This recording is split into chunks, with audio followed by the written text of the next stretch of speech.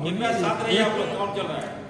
1 2 3 4 5 6 7 8 9 10 11 12 13 14 15 16 18 19 20 21 22 23 24 25 26 27 28 29 30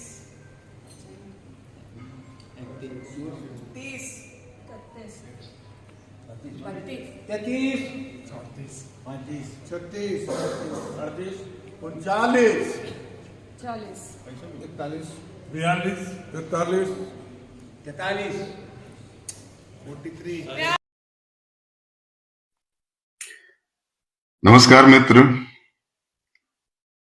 मुझे अभी अपने महामहिम की एक बात बड़ी याद आ रही है। जब अपने सूबे के मुख्यमंत्री कुछ घंटों के लिए लापता हो गए थे, कथित, जो जैसा कि मीडिया में आ रहा था, जैसा कि भाजपा के लोग कह रहे थे, उस समय आदरणीय महामहिम सीपी राधाकृष्णन की एक बात आई थी और उन्होंने नसीहत देते हुए मुख्यमंत्री हेमंत सोरेन के लिए कहा था कि मुख्यमंत्री को एक अच्छा नागरिक बनना चाहिए। मुझे बड़ा पसंद आया था उनकी ये नसीहत कि वाकई सभी को अच्छा नागरिक बनना चाहिए था। और मुझे भी लग रहा था कि आखिर अपना सीएम, अपना मुख्यमंत्री ईडी से बच करके इस तरह से लापता क्यों हो गया।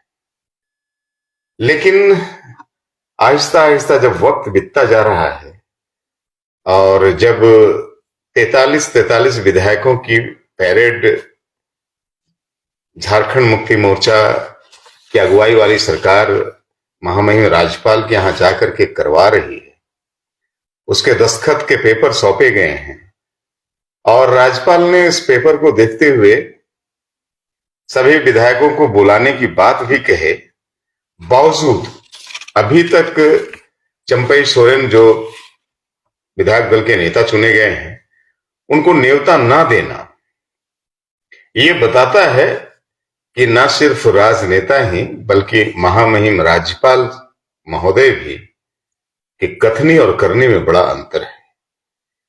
मैं फिर दोहराता हूं, उन्होंने मुख्यमंत्री जी के लिए कहा था कि मुख्यमंत्री को एक बेहतर नागरिक अपने आप को साबित करना चाहिए। मैं आदरणीय राज्यपाल महोदय से निवेदन करता हूं कि जो संविधान कहता है और संविधान की अगुवाई के लिए जो आप इस सूबे में आए हैं और उसके सर्वोच्च चेयर पे जो आप विराजमान हैं, तो आपको अपने पद की एहसास होना चाहिए, उसकी गरिमा का एहसास होना चाहिए। और जब 20 घंटे से 24 घंटे से ज्यादा व्यतीत हो गया है, विधायक दल के नेता अपने बहुमत के सारे विधायकों को, 43 विधायकों को लेकर के जब वो बस से आपके यहां पहुंचते हैं, उन्हें अंदर ले आते हैं, लेकिन आप सिर्फ 5 विधायकों से मिलते हैं। आपसे जब आलमगीर आलम साहब कहते हैं कि हमारे 43 विधायक आपसे मिलने के लिए खड़े हैं, तो आप कहते हैं कि मैं पत्र पढ़ रहा हूं, बुला लूंगा, और आप उसे नहीं बुलाते। आप पुनः आज फिर आग्रह पे 5 बजे समय देते हैं कि संध्या 5 बजे 5:30 बजे फिर बुलाने की बात होती है। लोग पहुंचते हैं, लेकिन आप फिर नहीं बुलाते। तो एक सूबे के एक नागरिक होने के नाते मेरा एक प्रश्न है कि जब बिहार में सुबह इस्तीफा देते हैं आदरणीय नीतीश जी और शाम होते होते पुनः शपथ ग्रहण हो जाता है, 8 घंटे भी व्यतीत नहीं होते हैं, तो आखिर झारखंड में क्या हो गया। 81 विधायकों वाला सदन है ये, और यहां पे 41 विधायक जिसके लॉबी में है उसकी सरकार बननी है, और ऐसे में 43 विधायकों की वो पैरेड करवा रहा है, वीडियो जारी कर रहा है, हस्ताक्षर वाले पत्र दे रहे हैं, आपसे निवेदन किया जा रहा है कि आप बुला लें और सभी की पैरेड करवा लें, बावजूद आप न्योता नहीं दे रहे हैं। तो कहीं ना कहीं सूबे के जनता पे एक संशय का माहौल क्रिएट होता है और लोकतंत्र कहीं ना कहीं लज्जित होता है। सुबह के लोग कि आम जन की तरह मैं भी आपसे निवेदन करता हूं कि जो विधि सम्मत होता है, जो संविधान सम्मत होता है, आप से आशा बनती है कि आप उस अनुरूप कार्य करें। और आज का दिन तो व्यतीत हो गया, अब रात के तकरीबन 10 साढ़े 10 बजे हैं। हम आपसे निवेदन करते हैं कि सुबह का जो भोर हो वो लोकतंत्र का भोर हो। मुझे मालूम है कि दोपहर 1 से 1:30 बजे तक भाजपा के लोगों ने भी विधायक दल की बैठक बुलाई है, उसके सारे विधायक जुटेंगे। लेकिन जब हम आंकड़ों पर नजर डालते हैं तो भाजपा के 26 विधायक हैं और आजसू के 3 हैं, एनसीपी के 1 हैं और निर्दलीय के 2 हैं। अगर निर्दलीय भी इनको सपोर्ट कर देते हैं तो इनके पास कुल जो संख्या होती है वो 32 की होती है। फिर भी बहुमत 41 को प्राप्त करने के लिए इन्हें 9 विधायकों की जरूरत पड़ेगी। तो ये 9 विधायक या तो खरीदे जाएंगे या तो डरा धमका करके, डर पैदा करके उनका समर्थन लिया जाएगा। ये दोनों ही चीजें लोकतंत्र के खिलाफ जाती है। दूसरी ओर जब हम जेएमएम के पक्ष की बात करेंगे तो जेएमएम के 29 विधायक हैं, 17 विधायक कांग्रेस के हैं, 1 आरजेडी के हैं और 1 सीपीआई एमएल के हैं और टोटल विधायकों की संख्या हो जाती है 48। अभी वो 43 विधायकों को हस्ताक्षर नुमा पत्र आपको दिए हैं जो बहुमत से ज्यादा है और वो पैरेड भी करवाने के लिए तैयार हैं। उनके 1 विधायक रामदास सोरेन दिल्ली में इलाजरत है और हेमंत सोरेन का हस्ताक्षर उसमें नहीं है, वो जेल में, होटवार जेल में, जैसा कि ईडी ने उनको अरेस्ट किया है।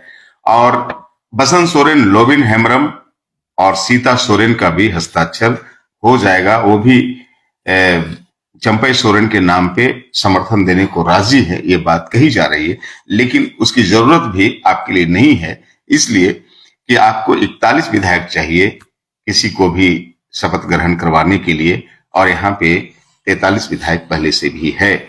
तो हम आदरणीय सीपी राधाकृष्णन साहब से ये निवेदन करते हैं, दरख्वास्त करते हैं कि जो खरीद फरोख्त की बात पूरे देश में होती है सरकार बनाने और गिराने में, उसे झारखंड में ना दोहराया जाए। ईडी ने दोषी पाया है या नहीं दोषी पाया, अदालत इसका फैसला करेगी, मैं भी कोई बात नहीं कहता।